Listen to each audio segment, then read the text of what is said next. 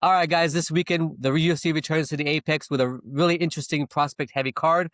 We've got a veteran in the main event with Josh Emmett taking on one of the most dangerous young featherweights outside the rankings, Kevin Vallejos. There are a lot of undefeated prospects and a few veterans fighting to stay relevant. And honestly, this might quietly produce 2 or 3 future contenders. But before we go into that, we want to talk a little bit about some of the polls that we've been putting out and stuff like that. And before I even go towards that section, oh, how you been, bro? Good, good. How have you been? Thank you for having me. I'm excited to be back. Can't wait to talk about these fights and upcoming news about the UFC. Yeah, likewise, bro. You know what's gonna be really fucking cool is gonna be on Saturday when we do a threesome essentially, with the three of us, I'm calling hyped you for and that. I'm I. hyped for that. I'm hyped for that. Yeah. All right. Yeah, So we've been putting out a couple polls basically, bro. So I just want to kind of go over each one like quickly. But yeah, I'm gonna quickly just show you what I'm talking about. So sure. we had a poll with 5 votes. Essentially, see what these votes are about. Okay. So it looks like we got 50% talking about Jon Jones versus Dana drama, the Tom Aspinall and the heavyweight future, and then most people are asking about the resurgence of the fighting nerds as well. We also put out another poll as well. We got 7 votes. I'm gonna go back to this tab and I'm gonna go to a place where we can actually see the polls and see how people are responding to them. Because it's pretty interesting, to be honest with you, that people uh, are finding this fascinating in terms of the questions we're asking, right? So let's get back to it. Yeah. I mean, there's a lot It of says drama going on right now. So dude, it's fascinating. Like, honestly, and then I don't know if you saw like what I sent to you earlier, but Dana White basically said he's gonna announce like 9 events or something like that, or nine, 9 fights. nine. Yeah. Not even right? Something like that. Yeah, I don't know. So here we have a quick poll. So that we just went over the other one. Here we have a quick poll. Who do you believe in Jon Jones' situation? Dana White versus like Jon Jones. Most people pick Dana White, which is fascinating. And then obviously the White House card was announced. 86% said they're underwhelmed by the White House card. So let's just take it one by one, bro. Obviously, we're gonna talk about Jon Jones versus Dana with the drama there.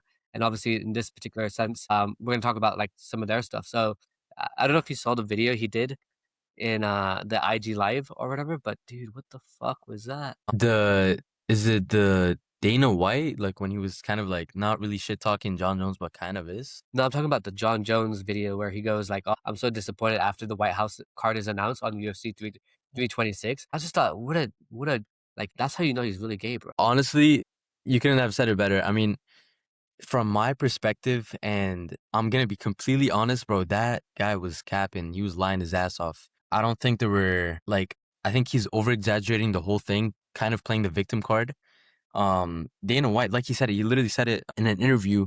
The guy with the meta glasses recorded Jon Jones saying that, oh, he needs a hip replacement surgery.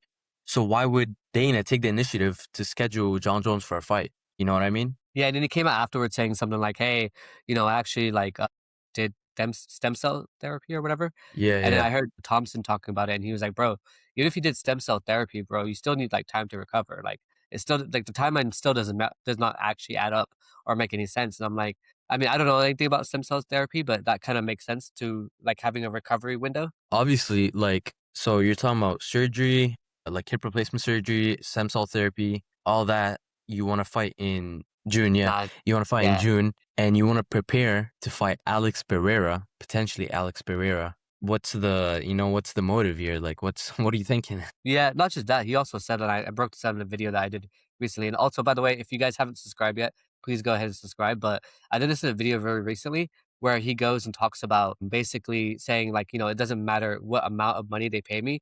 The only reason I want to come back is because of the White House card. I want to represent for my country or whatever the case is. And it's like, okay, bro, like you say they lowballed you, but Ariel Hawani talks about it. He goes, dude, they offered him, like, he asked for 30 million basically. What he was offered with Tom Aspinall, which is a huge fucking fight. And also it I was know. with ESPN when they had like pay-per-view points, right? So like that's different. And then on top of that, now he's asking for 30 million. Obviously, yesterday's deal is not today's deal, but at the same time as well, it's Alex Pereira, it's on the White House card. They're already spending a lot of money. They're in this Paramount deal. They're not really paying fighters a lot based off of like what we can see in the most recent days. So okay, they offered you a little bit less than and they still offered you something a little close to Conor Ben getting 15 million. Bro, you're still making a lot of fucking money. It's like money you would have made versus money you wouldn't have made. Obviously, he's upset about it, but I'm just like, bro, like, come on. And then you're not really a reliable like person in terms of in general because you basically took the Stipe fight saying that you're gonna take the Tom Aspinall fight as well at the same time, and then you fucking like you decide to like relinquish the belt because you don't want to take the Tom Aspinall. You basically duck Tom Aspinall, right? Yeah, yeah. I mean, just like you said, if he is getting paid less than $30 million, I'm pretty sure that's just to fight and just to appear, maybe. So that's without any ads, without any sponsorships, without any brand contracts, none of that. So you're looking about a lot more than 30 mil. And to be honest, like you said, he's not reliable at all. He dug Tom Aspinall for the longest time, came out saying, "Oh, I'm officially retired." White House thing came up. He was like, "Oh, I want to fight on it." You know, Alex Pereira, there was this build-up, and all of a sudden he canceled out. Like, he pussied out, in my opinion. That's all it was. He Yeah. pussied out. Bro, 25 mil, holy shit. Like, you're still getting paid a shit ton of money to fight. What is 5, 10 mil gonna do anything? You're still getting brand contracts and ads and sponsorships. Yeah. Yeah, and it's fucking White House, bro. Yeah. Like, the White House card itself is gonna get fucking views as fuck. I mean, yeah, I think you're right, but the only thing I do like, I'll be completely transparent, I don't want him on the White House card because I feel like if he were to fight on the White House card, he's not gonna fight Tom Aspinall afterwards, right? So then it's just basically he's gonna relinquish the belt again, once again, the interim title, and then be like, "Okay, I'm fucked. I'm leaving," basically. So all he wanted was the White House card fight. So I don't know. To me, it's like it's actually a better deal that we got Cyril Gane versus like Pereira, in my opinion. But yeah, I mean, that's a debatable take. I think I would have loved to see him, Jon Jones. Like, I would have loved to see Jon Jones fight Alex Pereira. I feel like that fight would like it would feed generations to come, and there would definitely be like a bit more hype and build up. Gane and Alex Pereira is still a really good matchup. You're looking at really like two really good strikers going against each other. It's gonna be amazing, but obviously Jon Jones, the return of Jon Jones, that would have been, to me, that would have been it. yeah, and I don't disagree with you, to be honest with you. But I just think like Cyril Gane versus like Alex Pereira is a very more interesting fight for the people who are like us, like who really really give a crap about the Hmm. whole fight situation because it's it's really fucking cool, right? To be honest with you, because like they're both kickboxers essentially, right? And they're fighting each other, and like Cyril Gane's really fast on his feet. Plus, he's a heavyweight, like a natural heavyweight. And then you have Alex Pereira on the other side, who's like not a natural heavyweight, but can crack. That's fascinating to me. I know, I know. I'm excited. Like, I think that's the best fight on that whole card, to be Yeah, I honest. mean, yeah, yeah, yeah. Just real quick, so everyone seems to be pretty underwhelmed by the White House card. Colin messaged me and said, like, dude, like, can I message you the same night when the 326 was happening? And he was like, bro, like, I think it's a really good fight card, but I'm like, because we're like the hardcore fans, like, we care more about it because we're like, oh yeah, Sean O'Malley versus Eamon Zahabi, Michael Chandler versus like, Mauricio Rufy and all that stuff. But for the casuals out there, I'm like, they're not gonna like know who the fuck these people are. Second of all, they're gonna be like, I don't know. Literally what you said, literally what Colin said. It's a good card. I really like the card. I think there's really good matchups on there. Dana White was saying this is going to be the best card in the history of the UFC. This is going to be insane. I don't see it that way. Like I said, I do think it's entertaining. However, you could argue, I think you could definitely say UFC 300 is a much better card than this White House card. And I just, after all this buildup, Donald Trump was saying, oh, 6, 7 title fights. I was like, wow, like, what the Dude. hell? Like, that's insane. And then you got Topuria against Gaethje. Yes, it's a good matchup, but unfortunately, Gaethje's Topuria. getting rocked. He's getting put to sleep. O'Malley's a hobby. To me, that doesn't make sense at all. What about you? I mean, I thought they would have put Corey Sandhagen right on the fight with O'Malley. Sorry, but like that seemed more like the fight to be on the White House card because it's two Americans versus each other. I personally did like another video on this as well. It broke it down, but I just thought there would be more Americans on it. Like I thought there would be Colby Covington versus Bo Nickel, right? I thought they would have like I didn't think they would have like a what's his name? Diego Lopez versus Steve Garcia. Like that's kind of an odd fight to me. I mean, it's a crazy cool fight, but like the casuals don't know who the fuck that guy is. Steve Garcia, at least. But then you have the other one, which is like Bo Nickel versus like Kyle Dawkins. I love Kyle Dawkins personally. I think he's a great fighter, and the fact that he came back after getting kicked out of the UFC and then came back with 2 knockouts and he dyes his hair blonde and he's kind of like almost like Yeah. Charles Oliveira in a way. I like him. I don't know why. I do like him. It's a good fight. Like, he is both really good fighters. Like I said, it's a good fight. It's a really good fight. It's gonna be very entertaining. Like you said, Lopez and Garcia, to me, that was really unnecessary. I feel like that's just literally a filler fight. Like, Yeah, why is that there? You yeah, could have put anyone, but I don't really like it. Rufy and Chandler, we all wanted to see Chandler and McGregor. yep. Conor McGregor is tweeting out on Instagram saying some crazy shit that he's accepted a fight and all that.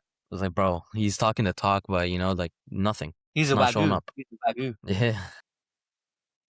Hey, so just out of curiosity, before like we go move forward, and I know we want to go through the main card at least of the the Meta Apex card coming up this weekend. But before we get into that, I'm just curious real quick, like if you were to be the UFC and you were to create the White House card, like what type of fights would you put on there? Ooh, that's a good question. And I know I'm putting you on the spot, No, so I no, do that it's apologize. it's it's a really good question. It's a really good question. So I think, in my opinion, the main card should be like the two main fights should be Americans. Topuria and Gaethje kind of makes sense to me. Gaethje does deserve it after he beat Pimblett, so I think that's fine. But I would put Jon Jones against Pereira. I do Sean O'Malley against Corey Sandhagen. Hmm. Maybe Marab. I would do Chandler and McGregor for sure, like 100%. Yeah, I wanted to see Bo Nickel against maybe like Dricus. I really want to see Dricus fight in the White House card. I'm not gonna lie, it's kind of a weird take, but I yeah. do want to see the return of him. And Dricus is, like I said, he's still ranked number one right after Hamza. Are they the same? Are they Middleweight, yeah, okay? middleweight, yeah, yeah, yeah. Yeah, So that I feel actually like would have been cool. Yeah. Bo Nickel against DDP would have been really good. Lopez, I don't like. I'm not sure. What about What you? do you what do you think about like a hot take like Armin Sarukian versus like Topuria? Armin, like that would be a really good fight, I do. and I think that would be like better than Topuria and Gaethje. Matter of fact, Me too. and we all want to see that. But at the same time, you also have to think about it. Like you can't just make a fight based on popularity. It has to be based on actual matchmaking and what both of them have achieved. And Gaethje's about to retire, bro. I'm not gonna lie. He's wrapping it up. So he's one last title shot, and we'll see how it goes. Wrap up in it. Yeah. Yeah. Yeah, no, I agree with you. I think that would have been a cool fight. I think MMA Guru put some fighters out there that were pretty awesome, like in terms of like his expectations and stuff. But yeah, let's get into the Apex meta card real quick. That's going to be happening soon. So the main event we have Josh Emmett versus Kevin Vallejos. And then basically Josh Emmett, dude, is 40 years old with a 19-6 record and a UFC record of 10-6. His last three fights were losses. One to Ilia Topuria, Yair Rodriguez, and Lerone Murphy. He got six knockouts, strong wrestling base, huge overhand, right power. Basically, Emmett has fought the elite competition for years, so he has one win away from basically the title shot before Topuria lost. Essentially, he was like a one win away. But now he's about 40 years old, so is this like the last stand fight, or what do you think? To be honest, I do know a bit about him. I did watch him and Ilia Topuria fight. Matter of fact, I saw when he lost that fight. Dude, he's old. Like, I'm not saying 40 is a big number, but to be fighting in the UFC with all these youngsters as well. Velos is on a three win finish rate. I mean, KO, TKO, KO. That's crazy to me. 17-1. So I think this might be it. If he loses, I think that might be his last fight. I'm not gonna lie. What about you? What do you think? Yeah, I mean, dude, Kevin Vallejos has got a finish rate of like above 80%, dude, with 13 knockouts, very aggressively striking. Dude, this is the classic UFC setup though, like the way they do it with like the Izzy versus like Joe Pyfer stuff. I don't know, it's like young killer basically versus like aging veteran. If Vallejos wins this fight impressively, I think he immediately becomes a featherweight prospect to watch basically. What do you think? No, I mean, I agree. 100% agree. And I think we have to ask this, like, and you guys should answer down below. So is this like the passing of the torch moment, or does Emmett have like one big knockout after all? Like, is this his final knockout? Can he prove himself, or is this it? Yeah, it is crazy because it's like that whole fight with like what's his name? Who just fought over the weekend or recently? The one who just fought Gene Silva in a wrestling match. You know what I'm talking about? Bryce Mitchell. Bryce Mitchell. I love that guy. He's hilarious. Apparently they had a brawl at the backstage of like the whole right before the wrestling match or whatever, and then Bryce No, Mitchell no, got hands up. I'm pretty sure that was like it was a setup. No, I don't think it was real. I thought it was a setup too. I thought it was a tease. Yeah, yeah, yeah, But yeah. yeah, that's funny, man. But yeah, Mo, I don't know. Like I think it is a passing of the torch. If I'm being honest with you. So yeah, if those of you who want to like comment down below what your thoughts are, that'd be interesting to hear. And then obviously we have the co-main event. Dude, I love Jillian Robertson to be honest with you, but we got Amanda Lemos, who's like a former title contender.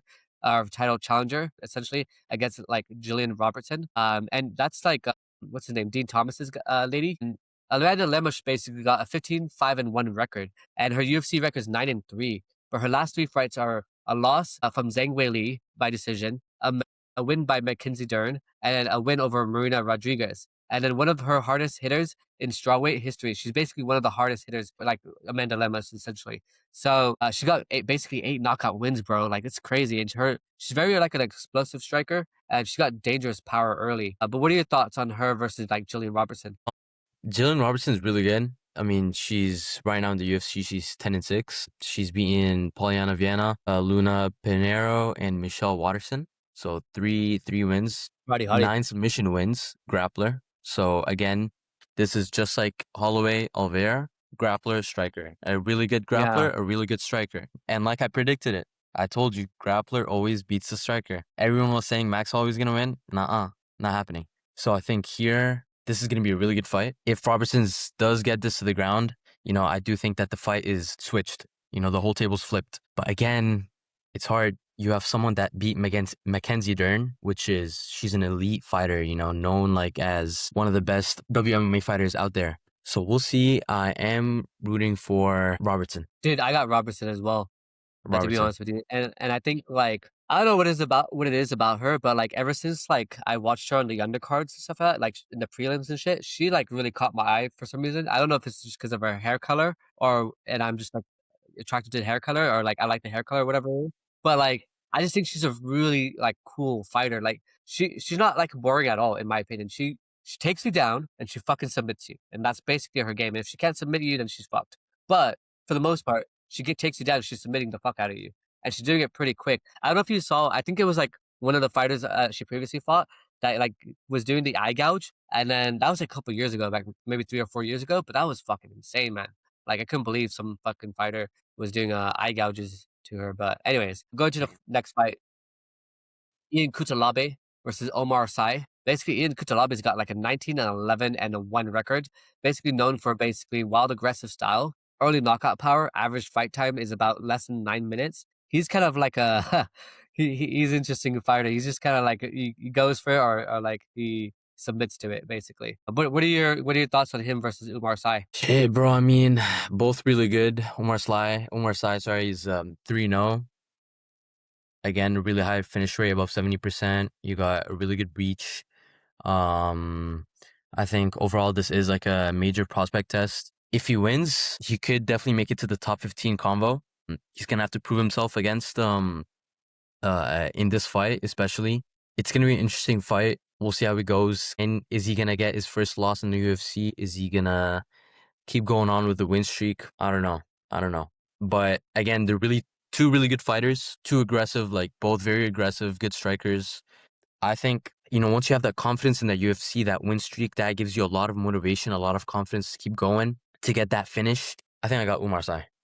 I'm Yeah, I sorry. got Umar fight too because he's like lost like Ian Kutalabe, sorry. He's lost a lot of fights, man. And I've seen him lose like a lot of his fights for the most part. And when you have Umar Sy who's got 12-1 record, right? Basically 3-0 in the UFC. In my opinion, like this guy, they're both gonna go for it, but Umar Sy might just be more of the crafty, like sort of fighter, so to speak, if that makes sense. And then we obviously have like Andre Philly versus Jose Delgado. I don't know who it was. I think it was Sean O'Malley who I heard about this was talking about it, and he was like, "Bro, I love Jose Delgado." And he was like, "This fight," he's like, "I have to highlight this fight, Andre Philly versus Jose Delgado." I think he was talking to about with MMA Guru, and he was just saying like, "Dude, this fight is gonna be fucking epic, man." Yeah, go ahead and do you want to talk a little bit about Andre Philly? Yeah, sure. I mean, Andre Philly is a really good fighter, very respected on the community for sure. He's 25-12. He's got 13 UFC wins. He's really well known for his striking.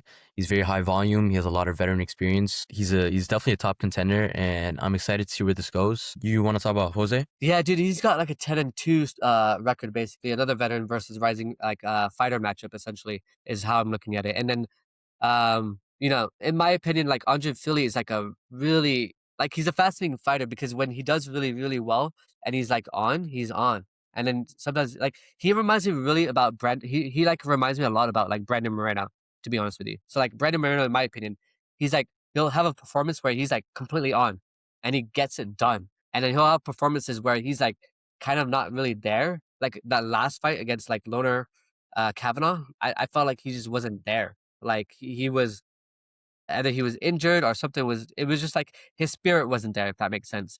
And like I kind of feel the same thing with Andre Philly, like not maybe exact same thing, but like I don't know. In my opinion, he's just like he's really good when he shows up, and he's really okay when he doesn't show up, basically. And then that was kind of like up in the air whether he wins or loses. But I have Jose Delgado because Sean O'Malley has Jose Delgado. That's the only reason why I have Delgado, in my opinion. Who are you taking? I might have to take Jose as well. I love my boy Sean. So yeah, I love my boy Sean, but and I feel like it's always when it's like a youngster against a veteran, dude, like 8 times out of 10, the youngster always wins, you know, and Yeah. yeah, I think I got Jose. Okay, this is the last fight I want to go over real quick because I love Steven Aspelund. I don't know if you saw him on the Contender Series. No, I did not. How was he? He's really good, man. He's like that fighter who's got like he's really like he was really fat at one point, and so I find him very Oh, inspiring. And is it the he does wait, yeah, he yeah, squeezes. yeah, Yeah, yeah, yeah. I like that. I mean, I don't know if I like that part, but I mean, it's just funny how he is and his character and stuff like that. He's And very inspiring. He's very inspiring. yeah. I mean, because the heavyweight division arguably is like not very fun at the moment. And you have like Jon Jones and I have Alex Pereira who's making it more exciting, but then you have Cyril God who's got like his fifth fucking title fight, after he lost like fucking four of them, so to speak, or maybe three of them to be fair.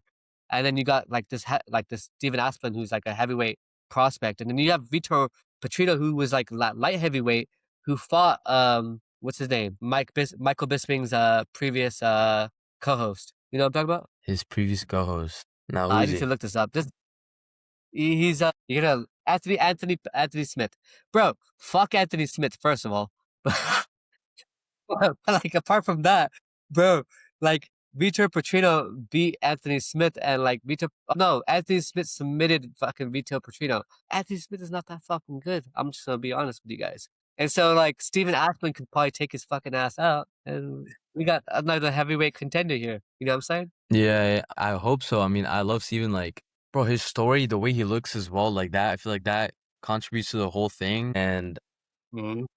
he is 7-1. He's a grappling specialist, so you know he's more grappling. He's a heavyweight, bro. He's tough. He's got some punch power. I'm not gonna lie with you, dude. I watched some highlights. I remember watching some of his highlights. That guy got power. I'm not gonna lie. Zero stamina though. Zero cardio. He just walks Bro, around just like but he's got knockout potential for sure. I don't know who the last fight was against, but like when I was watching them, like it was just basically them striking essentially against each other, and like Aspen Yeah, was yeah.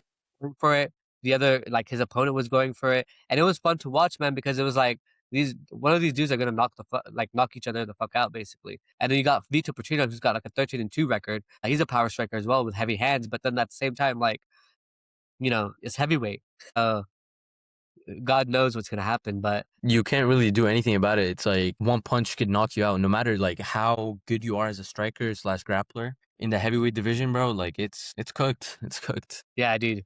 Um, Yeah. So just real quick, I wanna before I let you go, the BMF title, Charles Yeah. Oliveira versus Max Holloway. I know you obviously saw it going that way, but I teased this in one of my videos or my recap basically for the whole fight that you said it's gonna feed generations. Bro, that's feeding no one, bro. No one wants to rewatch that apart from me.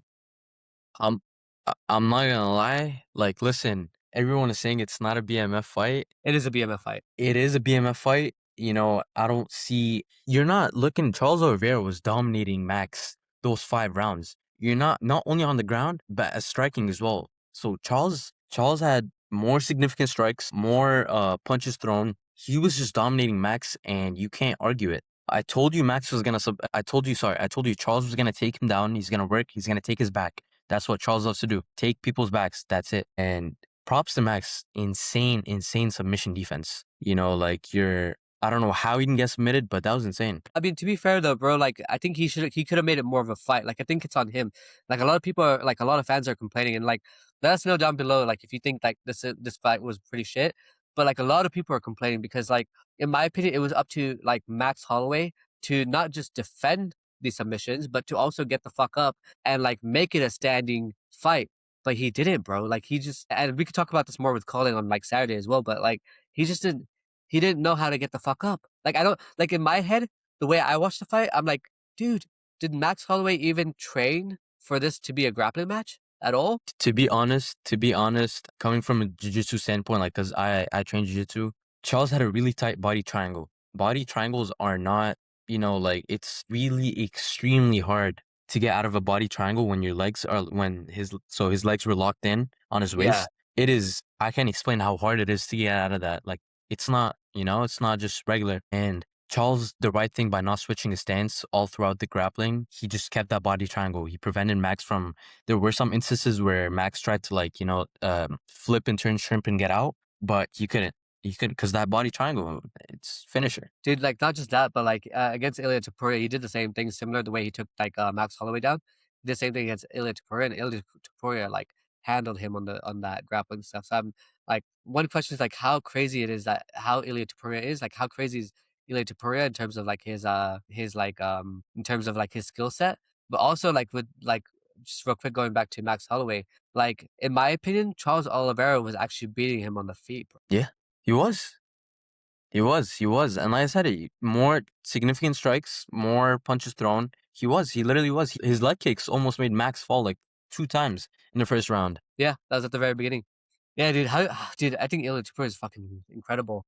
Yeah, I mean, at the same time, I mean, that whole fight with, was, like, rumored to be, like, against Islam Makhachev.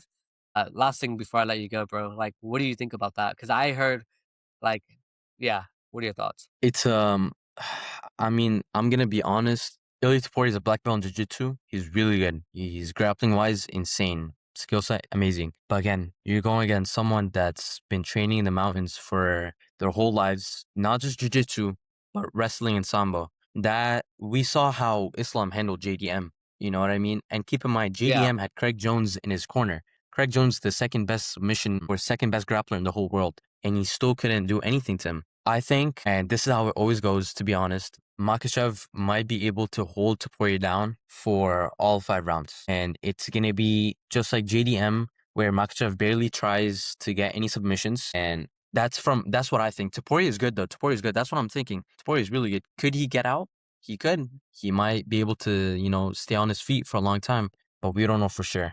It's hard. Well, Yeah. just to quickly play devil's avocado, basically.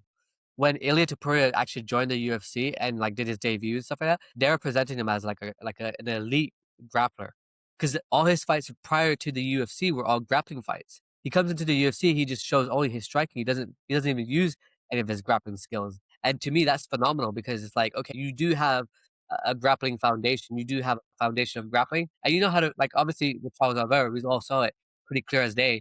Oliveira, by the way, is, like, 155, natural 155. He's not small, as you can see with, like, against Max Holloway. And then you have Ilia Topuria coming from 145. And bro, Ilia Topuria just fucking, like, defended every single attack that Charles Oliveira threw towards him. So in my opinion, it's like a very 50-50 fight because if you look at Islam and you look at, you look at Ilia, like, Hmm. because, like, look at Islam's one loss. It's to someone who knocked him the fuck out. Bro, Ilia could do that. Absolutely. Like I said, it's really hard to predict. You can't Yeah. like guys, please don't bet on that fight. I'm begging you. Don't gamble on that fight, don't bet on it. It's literally to the dot 50-50. It's not Yeah. 49-51. In my opinion, I don't know who to choose. Like, to be honest, I have no clue who to choose. Am I Taporia or Islam? I don't know. But again, I don't know if that's I hope that fight happens Me too. after Gaethje. I really do hope it happens, and if it I think it does, will. though, insane. Yeah. Bro, thank you so much for today, just for being here. I know you're fasting and stuff like that, so I genuinely appreciate you just showing up and stuff, and I can't wait to see you on Saturday as well, especially with Absolutely. calling. We'll, like, threesome essentially. So real quick, do you have anything you wanna share with any of the audience real quick before we go and before we call it out? Yeah. Obviously, I wanna subscribe and, leave a comment down below or, like the video or whatever the case is, but what about you? Thank you guys for having me, Kaz. Amazing to always talk with you about Thank you. this. Stay tuned for Saturday. I'm really, really excited for Saturday. You got Me three too, man. guys that absolutely love MMA and the UFC. Yeah, I think it's gonna be a really fun podcast session. Yeah, and just real quick before, I let you go, if you wanna talk any shit about Colin, no, I'm just kidding. If you wanna say anything about Colin, what are your thoughts on Colin, by the way? I'm just curious. No, I mean, bro, I was watching some of the vids.